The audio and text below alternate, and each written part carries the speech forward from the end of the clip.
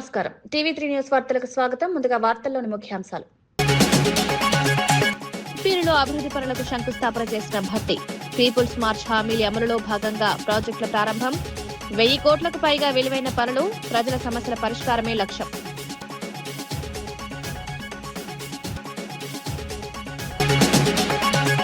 అమరావతి ఖర్చులపై ప్రశ్నించిన మాజీ మంత్రి కన్నబాబు. భారీ ఖర్చులపై స్పష్టతను డిమాండ్. ఆర్థిక ఇబ్బందులు ప్రాజెక్టు ఎలా సాధ్యమన్న ప్రశ్న. ప్రజాధన వినియోగంలో పారదర్శకత అవసరమని సూచన.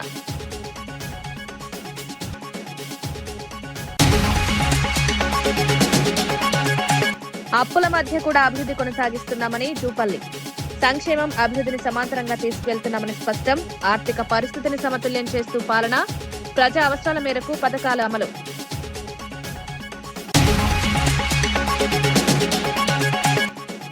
ఇచ్చిన హామీలను అమలు చేస్తున్నామని మహేష్ గౌడ్ వ్యాఖ్యలు. సీఎం నాయకత్వంలో రాష్ట్రం అభివృద్ధి, ప్రజా సంక్షేమమే ప్రభుత్వ లక్ష్యం. ప్రతి వర్గానికి న్యాయం చేసే విధంగా పాలన.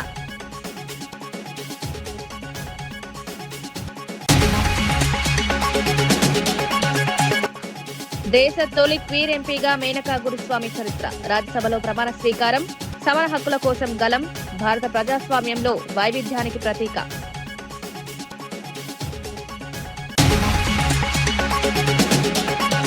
పీపుల్స్ మార్చ్ హామీల అమలులో భాగంగా పిప్పిరిలో భారీ అభివృద్ధి పనులకు శంకుస్థాపన జరిగింది. డిప్యూటీ సీఎం భట్టి విక్రమార్క పాల్గొని పలు ప్రాజెక్టులకు శ్రీకారం చుట్టారు. పిప్పిరి నుంచి ఖమ్మం వరకు చేసిన పాదయాత్రలో ప్రజల సమస్యలు తెలుసుకున్నామన్నారు.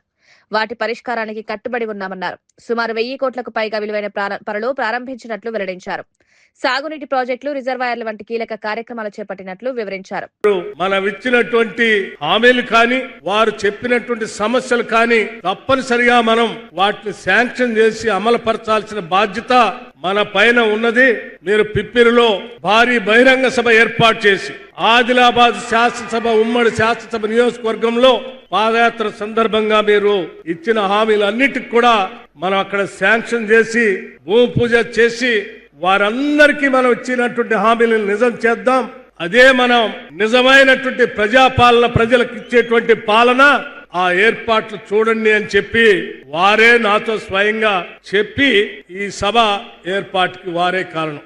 ఉమ్మడి ఆదిలాబాద్ జిల్లాలో ఆనాడు పిప్పిరి నుంచి మన్ను టెండర్లో మొదలుపెట్టినటువంటి ఆ పాదయాత్రలో నాతో పాటు కలిసి నడుస్తూ ఆ పిప్పిరి పాదయాత్రని, పీపుల్స్ మార్చ్ పాదయాత్రను విజయవంతం చేస్తూ ఇక్కడ సమస్యలు చెప్పినటువంటి మీ అందరి సమస్యలు పరిష్కారం చేస్తూ ఈ రోజు శాంక్షన్ చేయడమే కాదు, జీవోలన్నీ ఇష్యూ చేసి 1238 కోట్ల రూపాయలతో ఈ రోజు ఇక్కడ అన్నిటికి కూడా శంకుస్థాపన చేసినటువంటి సందర్భంలో మీ అందరి తరఫున నేను రాష్ట్ర ముఖ్యమంత్రి రేవంత్ రెడ్డి గారికి ప్రత్యేకంగా ధన్యవాదాలు, కృతజ్ఞతలు కూడా తెలియజేస్తా ఉన్నాను. ఈ సభ ఒక రాజకీయ సభ కాదు. ఈ సభ ఆనాటి ప్రజలతో మేము ఏర్పాటు చేసుకున్నటువంటి మమేకమైనటువంటి అనుబంధం. ఆనాటి ప్రజలకి ఈ పీపుల్స్ గవర్నమెంట్ ఇచ్చినటువంటి హామీలను అమలు చేయటం కోసం ఆత్మీయతతో ఇక్కడ కలిసి వచ్చి మీ అందరి సమక్షంలో శంకుస్థాపన చేసేటువంటి కార్యక్రమం ఇది. బీజేపీ ఎమ్మెల్సీకి చెందిన ప్రైవేట్ పాఠశాల ప్రారంభంపై ఆర్ఎస్ఎస్ ప్రవీణ్ కుమార్ విమర్శలు చేశారు. పెద్ద ఫీజులున్న స్కూల్ సామాన్యులకు అందుబాటులో ఉండవన్నారు. పేదల పిల్లలకు విద్య అందించేందుకు గురుకులాల ప్రాముఖ్యతను గుర్తు చేశారు. గతంలో ఏర్పాటైన గురుకులాల ద్వారా అనేక మంది విద్యార్థులు లాభపడిన విషయాన్ని ప్రస్తావించారు. ప్రస్తుతం ఆ వ్యవస్థ బలహీనపడుతోందని ఆందోళన వ్యక్తం చేశారు. లేక్ఫీల్డ్ ఇంటర్నేషనల్ స్కూల్లో ఫీజు ఎంత ఉంటుంది? 5 లక్షలు ఉంటుంది. ఎవరు కడతారు నాయన 5 లక్షలు? నీ కొడుకు కడతాడేమో రేవంత్ రెడ్డి, నీ బిడ్డ కడతాడేమో, నీ మనవాడు కడతాడేమో, మా బిడ్డలు కట్టలేరయ్యా. అందుకరికే కదా కేసీఆర్ గారు మా అందరికీ గురుకులాలు పెట్టి ప్రతి బిడ్డకు సన్న బియ్యం పెట్టి 2 సార్లు నెలకు 2 సార్లు చికెన్ పెట్టి, నెలకు 2 సార్లు మటన్ పెట్టి, 4 సార్లు చికెన్ పెట్టి, నెయ్యి పెట్టి, సన్న బియ్యం ఇచ్చి ఆంగ్ల భాషలో విద్యాబోధన నేర్పించి ఇక్కడ మీ దాంట్లో చాలా మంది కూడా మా దగ్గర చదువుకున్నారు. I'm not inferior to anyone. I shall be the leader wherever I am. I shall do what I love and be different. I shall always think big and aim high. I shall be honest, hard working and punctual. I shall never blame others for my failures. I shall repay what I borrow. I shall neither beg nor cheat. I shall never fear the unknown, I shall never give up అనే ఒక కొత్త భాషను తెలంగాణ బిడ్డలకు నేర్పించింది కేసీఆర్ కాదా? అలాంటి ఆనవాళ్లను చెరిపేయాలని చూస్తున్న నువ్వు చరిత్రహీనుడివి కాదా రేవంత్ రెడ్డి గారు? ఒక్కసారి ఆలోచించండి. వీటి గురించి కదా మనం ఈరోజు రోడ్డెక్కాల్సింది. కాంగ్రెస్ పార్టీ ఇచ్చిన ప్రతి హామీని అమలు చేస్తూ ముందుకు సాగుతోందని టీపీసీసీ అధ్యక్షుడు మహేష్ కుమార్ గౌడ్ తెలిపారు. ముఖ్యమంత్రి, ఉప ముఖ్యమంత్రి నాయకత్వంలో రాష్ట్రాన్ని అభివృద్ధి దిశగా నడిపిస్తున్నామన్నారు. ప్రజా సంక్షేమమే ప్రభుత్వ లక్ష్యమని పేర్కొన్నారు. ఎన్నికల సమయంలో ఇచ్చిన హామీలను నెరవేర్చడంలో ప్రభుత్వం కట్టుబడి ఉందన్నారు. ప్రతి వర్గానికి న్యాయం చేసే విధంగా పాలన సాగుతోందని వివరించారు. ప్రజల నుంచి వచ్చిన సమాచారం సేకరించి ప్రజల అవసరాలను గుర్తించి ఏదైతే వాగ్దానాలు చేసినారో ఈ 2.5 సంవత్సరాలుగా ప్రతి వాగ్దానం తప్పకుండా తీరుస్తూ వస్తున్నటువంటి సందర్భం. రైతులకు సమస్యలు కావచ్చు, నిరుద్యోగుల సమస్య కావచ్చు, అభివృద్ధి కావచ్చు, సంక్షేమం కావచ్చు, ఇవాళ ఇస్తున్నటువంటి ఇందిరమ్మ ఇల్లు, సన్న బియ్యం, రేషన్ కార్డులు ఒక విప్లవాత్మక మార్పు నాంది పలుకున్న సందర్భంలో ఇవాళ ఇక్కడ బహిరంగ సభ ఏర్పాటు చేసిన సందర్భంలో నేను బట్టి విక్రమార్కకి మనస్ఫూర్తిగా అభినందన తెలియజేస్తా ఉన్నాను. ఆనాడు మీరు పాదయాత్ర ఈ ప్రాంతం నుంచి మొదలుపెట్టినారు, ప్రజల యొక్క గోడు విన్నారు, ప్రజలకు చెప్పిండ్రు. ఇవాళ అధికారులకు వచ్చిన తర్వాత మీరు డిప్యూటీ ముఖ్యమంత్రిగా ఈ కార్యక్రమాల్ని ముఖ్యమంత్రి చేతితో అన్ని తీరుస్తూ పోతా ఉన్నారు. మిత్రులారా, యువకులంటూ ముఖ్యమంత్రి, డిప్యూటీ ముఖ్య సారథ్యంలో తెలంగాణ రాష్ట్రం ఈ దేశంలో ఒక మేటి రాష్ట్రంగా రాబోతా ఉంది. ఈ ఆదిలాబాద్ 83కు పూర్వవైపు వస్తా ఉంది. వచ్చే ఎన్నికల్లో కాంగ్రెస్ పార్టీ పూర్వవైపుతో ముందుకు పోతుంది. వచ్చే ఎన్నికల్లో 100కు పైగా సీట్లు గెలిచి ఈ ఆదిలాబాద్ జిల్లాని ఒక ప్రయారిటీగా పెట్టుకున్నట్టు ముఖ్యమంత్రి గారు ఈ జిల్లాను అన్ని విధాలుగా అభివృద్ధి చేసే జతగా ముందుకు పోతున్న తరుణంలో వారికి, పిప్రి గ్రామస్తులకి, ఆదిలాబాద్ జిల్లా ప్రజలకి మనస్ఫూర్తిగా అభినందన తెలియజేస్తూ సెలవు తీసుకుంటారు. అమరావతి నిర్మాణంపై భారీ ఖర్చులపై మాజీ మంత్రి కన్నబాబు ప్రశ్నలు లేవనెత్తారు. ఒకవైపు ఆర్థిక ఇబ్బందులున్నాయని చెప్తూ మరోవైపు లక్షల కోట్లతో రాజధాని నిర్మాణం ఎలా సాధ్యమని ప్రశ్నించారు. అమరావతి ప్రాజెక్టు ఖర్చులపై స్పష్టతనివ్వాలని డిమాండ్ చేశారు. ప్రజాధన వినియోగంపై పారదర్శకత అవసరమన్నారు. ప్రభుత్వ నిర్ణయాలు ప్రజలకు వివరించాల్సిన బాధ్యత ఉందన్నారు. ప్రపంచానికి తెలియజేసే ఒక ఆయుధంలాగా మావిగన్ కనిపించింది. దాంతో ఉలిక్కిపడి వెకిలి మాటలు, వెక్కిరింతలు, విచిత్రమైన చేష్టలు, ఎవరు ఏం మాట్లాడుతున్నారో, ఎవరు ఏం రాస్తున్నారో తెలియని అయోమయంలోకి చంద్రబాబు నాయుడు, ఆయన ప్రభుత్వం, ఆయన మద్దతు మీడియా, ఆయన భజన బృందాలు అందరూ కూడా వారం రోజుల నుంచి ఇదే. ఆయన ఏం చెప్పారు? ప్లాన్ బిగా మచిలీపట్నం, విజయవాడ, గుంటూరు మధ్య ప్రాంతాన్ని ఒక క్యారిడర్గా, గ్రోత్ క్యారిడర్గా అభివృద్ధి చేసుకుంటే ఒక 20,000 కోట్ల రూపాయలు ఖర్చు పెడితే కనెక్టివిటీ వచ్చినట్లయితే అది ఒక పెద్ద గ్రోత్ సెంటర్గా మారుతుంది కదా. 2 లక్షల కోట్ల రూపాయలు ఇవాళ ఉన్న అంచనాల ప్రకారం అమరావతికి అవసరమైతే కొద్ది రోజుల్లో అది 2 లక్షలు పెరిగే కొద్దీ ఇంకా లక్షలాది కోట్ల ఖర్చుకి పెరిగిపోతుంది. అసలు ఇది సాధ్యమా? కాబట్టి ఈ ప్లాన్ బిని ఆలోచిస్తే తప్పేంటి అని జగన్మోహన్ రెడ్డి గారు చేసిన ఒక సూచనతో ఎందుకు చంద్రబాబు వెన్నులో వణుకు పుట్టింది అని మేము అడుగుతున్నాం. ఎందుకు అంత భయపడుతున్నారు? మీరే చెప్తున్నారు కదా, అమరావతిని చట్టం రూపొందించి ఆ చట్టంలో ఎవరు ముట్టుకోకుండా మేము బంధించి పెట్టాము అని చెప్తున్నారు. మరి అంత గొప్ప చట్టాలు తయారు చేసి అమరావతిని ప్రొటెక్షన్ ఇచ్చిన మీకు జగన్ గారు చెప్పిన మావిగన్ను ఎందుకు వణుకు పుట్టేపు? జగన్ గారు వస్తే దీన్ని మార్చే అవకాశం ఉంటుంది కాబట్టి దీన్ని ప్రొటెక్ట్ చేస్తాం మేమని చెప్పి వాళ్ళే చెప్తున్నారు. ఆ పార్టీ అధికారంలో ఉన్న పెద్దలే చెప్తున్నారు. అంటే జగన్ వస్తాడనే ఒకే ఒక భయం మిమ్మల్ని ఉరుకులు పరుగులు పెట్టిస్తుంది. అంటే జగన్మోహన్ రెడ్డి గారు మాట్లాడిన ఒక గ్రోత్ క్యారిడార్ అనే ఒక పదం వాడితే మీకు గుబులు పుట్టి ఇప్పుడు రాష్ట్రం మొత్తాన్ని, అన్ని ప్రాంతాలని గ్రోత్ క్యారిడార్గా డెవలప్ చేస్తామని చెప్పే పరిస్థితికి మీరు వచ్చారు. జగన్ పవర్ ఏంటనేది ఈ ఒక్క ప్రెస్ మీట్తోనే ఈ రాష్ట్రం మళ్ళీ మరొకసారి తెలుసుకుంది. అటు జంగారెడ్డిగూడెం దగ్గర నుంచి గుంటూరు దాకానే కాదు, ఈ రాష్ట్రంలో అన్ని ప్రాంతాలు అభివృద్ధి జరగాలి, అందుకు వికేంద్రీకరణ మాత్రమే ఒక టూల్ అని ఆయన మొదటి నుంచి చెప్తూ వచ్చారు. అందుకే శాసన రాజధానిగా అమరావతిని పెట్టి, ఆర్థిక రాజధానిగా విశాఖపట్నాన్ని, అదేవిధంగా జ్యుడిషియల్ క్యాపిటల్గా న్యాయ రాజధానిగా కర్నూలుని ఆ రోజు ఆయన ప్రతిపాదించారు. ఇవన్నిటినీ కాదని ఇవాళ మీరు తీసుకొచ్చి మళ్ళీ అమరావతిని డెవలప్ చేస్తామంటున్నారు. ఇప్పటి వరకు మీరు ఖర్చు పెట్టింది ఎంత? 8,000 కోట్లు. 7 ఏళ్ల పాటు ముఖ్యమంత్రిగా ఉండి మీరు ఖర్చు పెట్టింది 8,000 కోట్లు అయితే 2 లక్షల కోట్లు ఇవాళ అంచనాకి కావాల్సి వస్తే ఎన్నాళ్ళు పడుతుంది అనేదే ఇవాళ ప్రజల ముందున్న పెద్ద ప్రశ్న. ఇంత డబ్బు లేదు కాబట్టే మీరు ఆల్టర్నేటివ్గా ఒక క్యారిడార్ని డెవలప్ చేసి అంతా కనెక్టివిటీ చేస్తే మీరు అనుకున్న ప్రాంతానికి ఇంకా మంచిది కదా అని జగన్ గారు చెబితే ట్రోల్ చేస్తూ ఉన్నారు. చంద్రబాబు అంటే పడి చచ్చిపోయే ఆంధ్రజ్యోతి రాధాకృష్ణ కొత్త పలుకుని ఒకటి రాశాడు ఆయన. వారం వారం మా కర్మగాలి అలాంటి చెత్త పలుకులు చదువుతూ ఉంటాం, ఎందుకంటే మాకు పేపర్లు చదవడం అలవాటు కాబట్టి. పరాకాష్ఠగా ఆయన రాసిన రాత ఏంటంటే, రేపు జగన్మోహన్ రెడ్డి గారట వైఎస్ఆర్ పార్టీ నాయకులందరినీ వీళ్ళ మీ భార్యలు కాదు మీ చెల్లెళ్ళు అనుకోండి అంటే చెల్లెళ్ళు అనుకుని వేరే సంబంధాలు చూస్తారని మాట్లాడుతున్నాడు. ఇంతకన్నా దిగజారుడుతనం, ఇంతకన్నా నీచంగా రాయగలగడం. అమరావతి నిర్మాణ ప్రక్రియపై వంగవీటి నరేంద్ర సందేహాలు వ్యక్తం చేశారు. ప్రాజెక్ట్ ఎప్పుడు పూర్తవుతుందో స్పష్టత లేదన్నారు. కేంద్ర నిధులతో తాత్కాలిక నిర్మాణాలు ఎందుకు చేపట్టారో వివరించాలని కోరారు. డిజైన్ల పేరుతో ఖర్చులు పెరుగుతున్నాయని విమర్శించారు. ప్రజాధనాన్ని సమర్థంగా వినియోగించాల్సిన అవసరం ఉందన్నారు. ప్రాజెక్టు అమలు విధానంపై పారదర్శకత ఉండాలని సూచించారు. గతంలో మీరు దాదాపు 2014 నుంచి 19లో గాని మీరు ఖర్చు పెట్టినటువంటి సెంట్రల్ గవర్నమెంట్ ఇచ్చినటువంటి ఫండ్స్ తాత్కాలిక కట్టడాలు ఎందుకు కట్టారు? 5,000 కోట్ల రూపాయలు తాత్కాలిక కట్టడాలు ఎందుకు కట్టారు?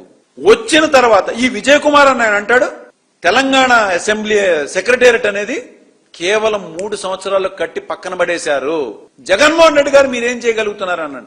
మరి మీ విజన్ ఉన్న నాయకుడు ఇప్పుడుకొచ్చి 2 సంవత్సరాలు అయింది కదయ్యా. గతంలోనే నమూనాలు తీసుకున్నారు కదా, డిజైన్ల రూపంలో కొన్ని 100 కోట్లు ఖర్చు పెట్టారు కదా. సింగపూర్ కంపెనీకి, జపాన్ కంపెనీకి, ఇంకెక్కడో ఎవరెవరో కంపెనీలకి ఖర్చు పెట్టారు కదా. ఆ డిజైన్లన్నీ మీకు ఇంకా ఫైనల్ అవ్వలేదా? మళ్ళా డిజైన్ల పేరు మీద ఇంకొక 401 కోటి రూపాయల దాకా ఖర్చు పెట్టారు కదా. ఇంకెన్ని డిజైన్లు కావాలి? మీ మాటల్లో అర్థమైంది ఏంటంటే ఇది నిరంతర ప్రక్రియ.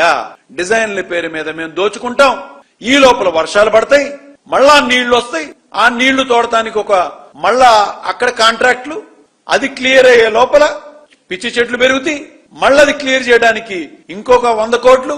ఇలా ఇది మీ నిరంతర ప్రక్రియ, ఇదే మీ నిరంతర ప్రక్రియ.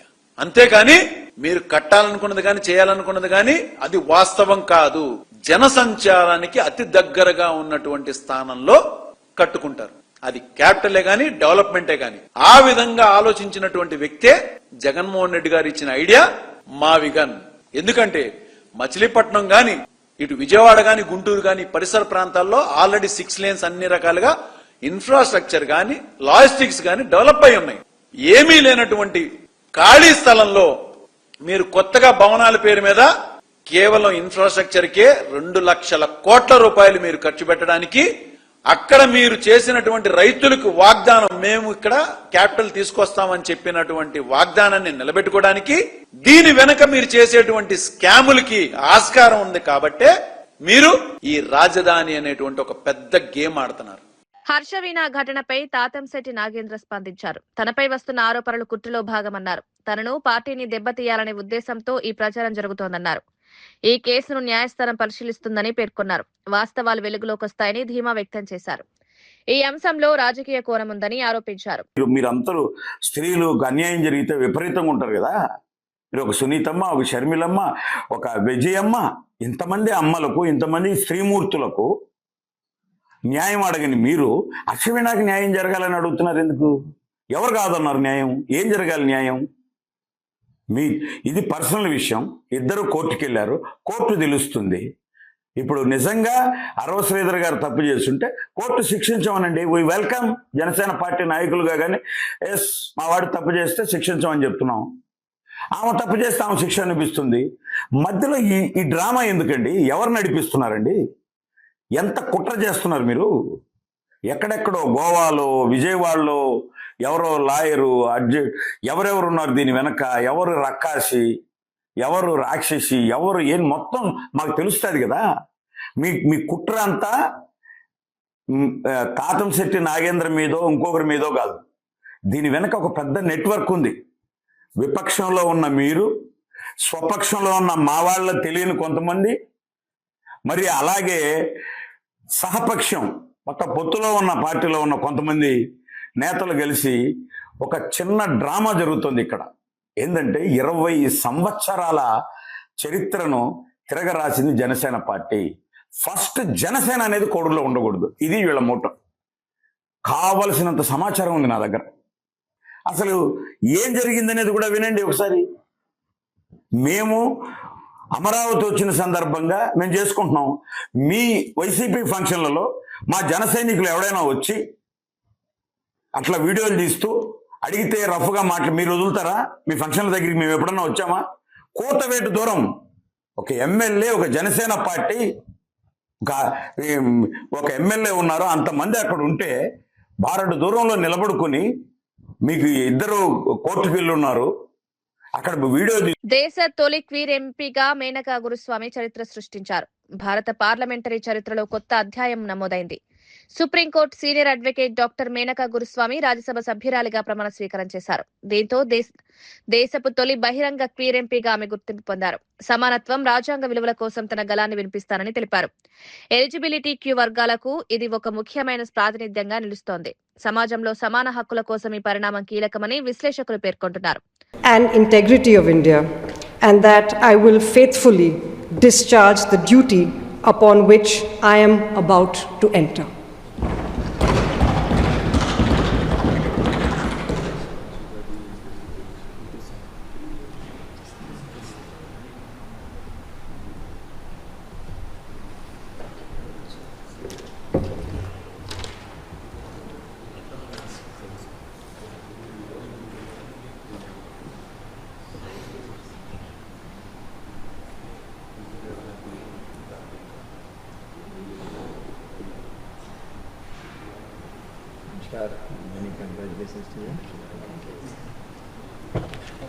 తిరుపతిలో వైఎస్ఆర్ కాంగ్రెస్ పార్టీ ఆధ్వర్యంలో వినూత్న నిరసన జరిగింది. భూమన అభినయ నాయకత్వంలో చంద్రబాబు యాగం చేస్తున్నట్లుగా నాటకం ప్రదర్శించారు.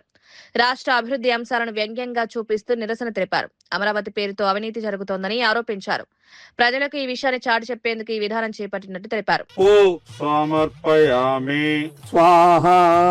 సీమ ప్రజల కలలు, పెండింగ్ ప్రాజెక్టులు సమర్పయామి. ఉత్తరాంధ్ర నీటి ప్రాజెక్టులు సమర్పయామి. బాబోరు, ఈ విశాఖ ఉక్కును కూడా వేసేయండి, ఒక పని అయిపోతుంది. అలాగే విశాఖ ఉక్కు సమర్పయామి. స్పెషల్ స్టేటస్ సమర్పయామి. జగన్ ఇచ్చిన పథకాలు సమర్పయామి. రెడ్ బుక్ లోపల పెట్టు. మొత్తం ఈ రాష్ట్రాభివృద్ధి అంతా సమర్పయామి.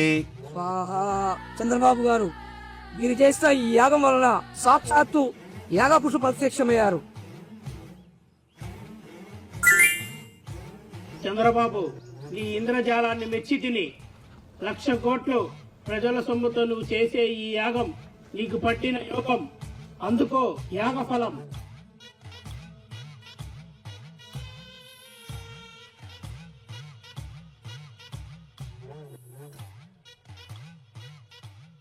జయం చంద్రబాబు.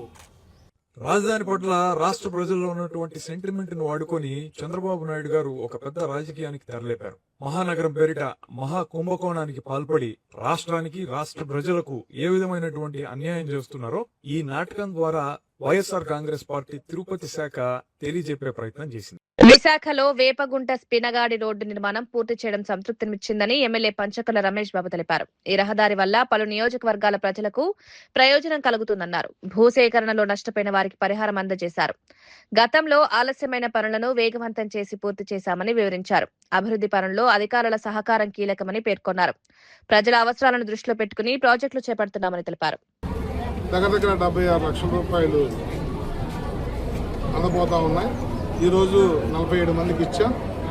ఇంకా ఓనర్షిప్ అంటే అన్నదమ్ముల మధ్యలో కానీ, తండ్రి కొడుకు మధ్యలో కానీ ఒక క్లారిటీ వచ్చిన తర్వాత మిగతావి కూడా పంపిణీ చేస్తాం రాబోయే వారంలో 10 రోజుల్లో. ఈ రోడ్డు ఇంత బాగా అనుకున్న టైం కన్నా ఫాస్ట్గా చేయించి ప్రజల మన్నలు మేము పొందే విధంగా చేసిన మా విఎంఆర్డీఏ కమిషనర్కి, జీఎంసీ కమిషనర్కి, మా మంత్రి నారాయణ గారికి కూడా ధన్యవాదాలు తెలియజేస్తా ఉన్నాం. ఏ ఒక్కరికి అండ్రెస్ లేకుండా ఏ ఒక్కరు ఇబ్బంది పడకుండా పని కూడా చాలా పద్ధతిగా చేసేది మా ఎంఆర్ఓ డిపార్ట్మెంట్ కానీ మా విఎంఆర్డీఏ డిపార్ట్మెంట్ కానీ చాలా పద్ధతిగా చేసి ఏ ఒక్క వ్యక్తితో ఒక మాట అనిపించుకోకుండా కార్యక్రమం ముందుకెళ్తా ఉంది. మనస్ఫూర్తిగా అలా చేయిస్తున్న మా కమిషనర్కి ధన్యవాదాలు తెలియజేస్తూ భవిష్యత్తులో ఈ రోడ్డు ప్రభుత్వానికి కానీ మాకు కానీ మీ ద్వారా చాలా మంచి పేరు తెచ్చిన రోడ్డు అవుతుంది. అది గతంలో చాలా ఇబ్బంది పడ్డారు ఈ ప్రాంతం వాళ్ళు. చోడవరం మాడుగుల నుంచి సబ్బవరం మీదుగా వచ్చే వాళ్ళు అందరూ ఈ రోడ్డే వాడతారు కాబట్టి మంచి వెసులుబాటు ఇచ్చినందుకు మనస్ఫూర్తిగా అభినందనలు తెలియజేస్తారు.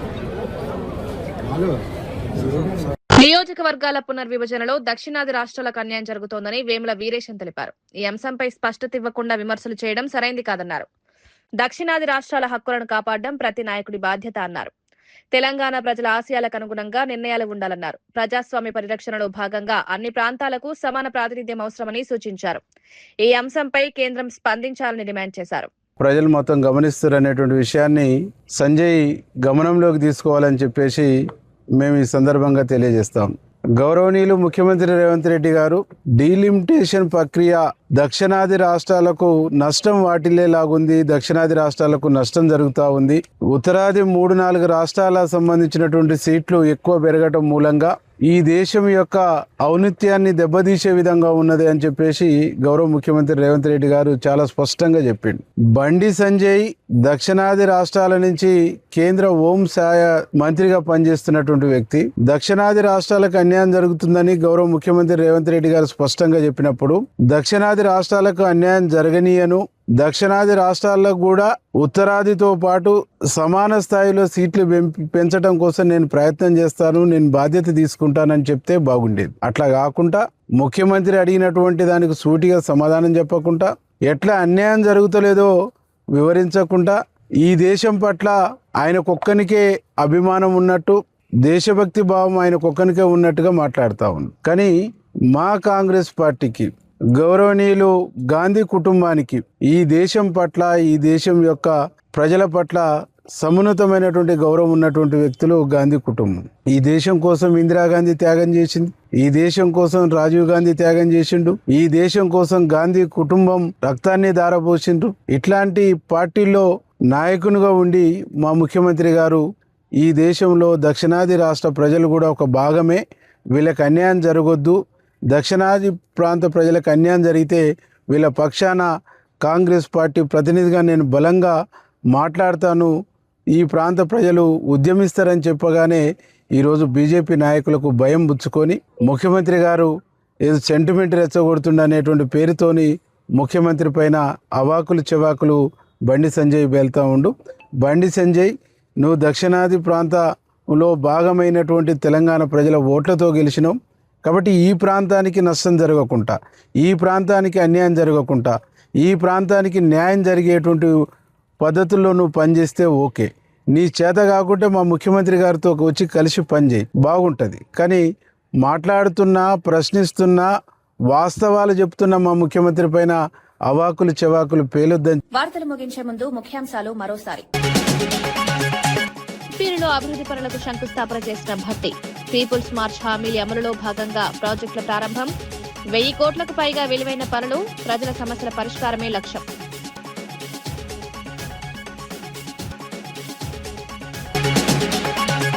అమరావతి ఖర్చులపై ప్రశ్నించిన మాజీ మంత్రి కన్నబాబు. భారీ ఖర్చులపై స్పష్టతను డిమాండ్. ఆర్థిక ఇబ్బందులు ప్రాజెక్టు ఎలా సాధ్యమన్న ప్రశ్న. ప్రజాధన వినియోగంలో పారదర్శకత అవసరమని సూచన.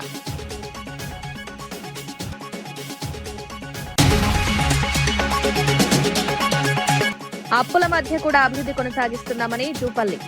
సంక్షేమం, అభివృద్ధిని సమాంతరంగా తీసుకువెళ్తున్నామని స్పష్టం. ఆర్థిక పరిస్థితిని సమతుల్యం చేస్తూ పాలన, ప్రజా అవసరాల మేరకు పథకాల అమలు.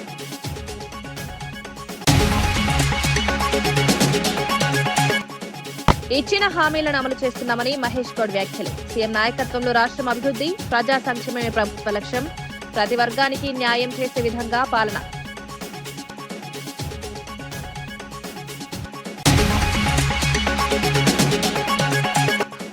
దేశ తొలి క్వీర్ ఎంపీగా మేనకా గురుస్వామి చరిత్ర. రాజ్యసభలో ప్రమాణ స్వీకారం.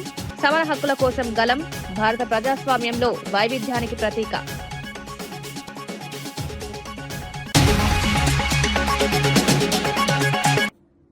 ఇవి ఈనాటి వార్తా విశేషాలు. మరో బులెటిన్లో మళ్ళీ కలుద్దాం. నమస్కారం.